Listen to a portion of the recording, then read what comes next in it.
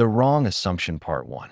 The first impression: some people think they can judge others just by looking at them. But what happens when they misjudge the wrong person? Drop a comment below and let us know. Have you ever been in a situation where someone assumed the worst about you? What did you do? Tara Bishop stepped into the luxury boutique, the heels of her sneakers pressing softly against the polished marble floors.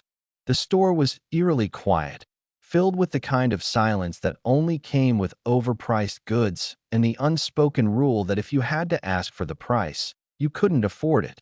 She knew exactly what kind of place this was, the kind where they sized you up before even greeting you, where appearances mattered more than intentions. And from the way the blonde-haired employee at the counter barely lifted his head, she could already feel it. She wasn't welcome here. Tara had been through this a million times before.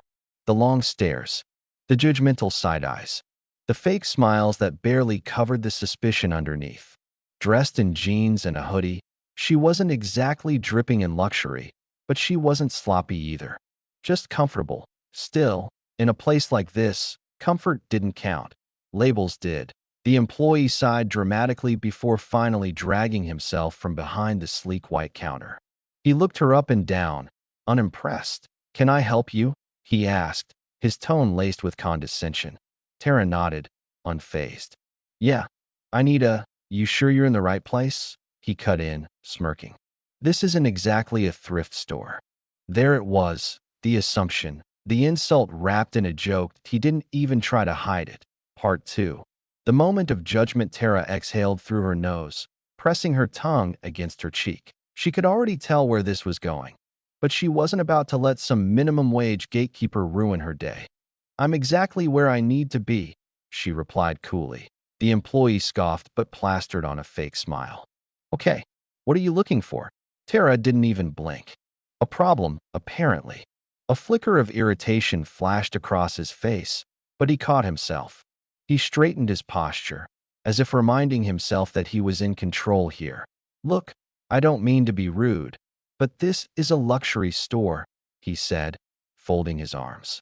"We don't really have anything in the lower price range." Tara tilted her head, her expression unreadable. "You don't even know what I'm looking for." The employee let out a dry chuckle. "Come on, we both know how this goes." He gestured vaguely at her outfit.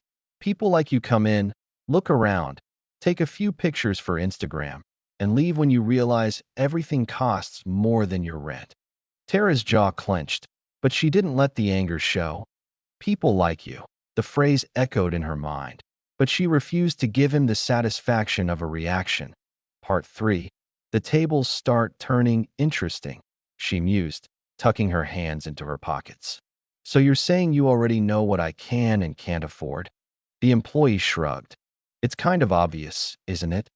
She smiled, but it wasn't the kind of smile that came with warmth. It was slow, deliberate, the kind of smile that meant he had no idea who he was talking to.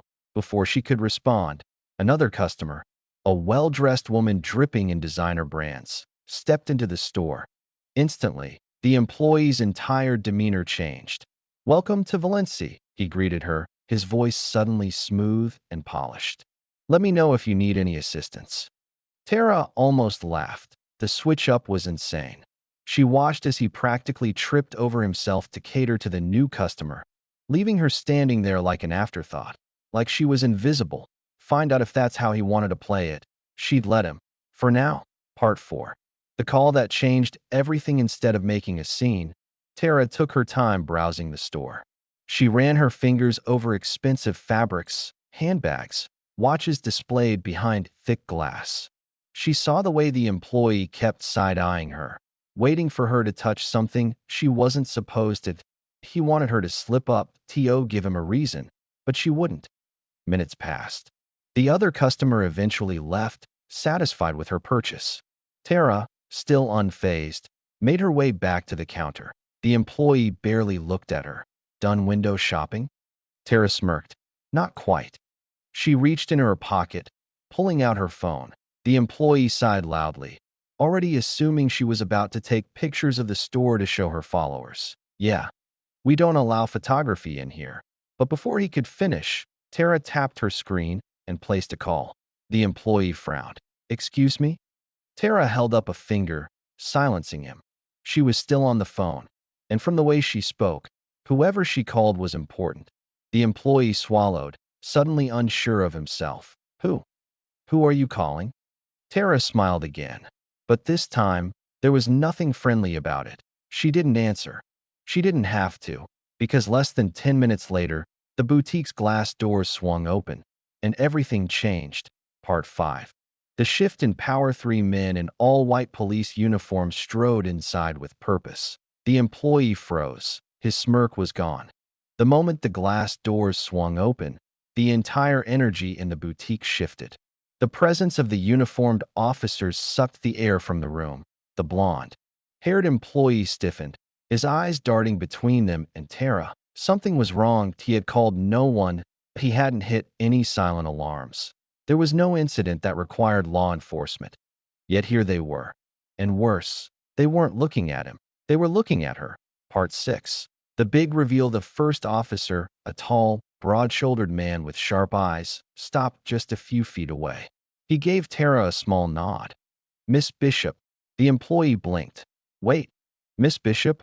Tara finally moved. She turned her head toward the officer, her lips pulling into a smirk. Right on time.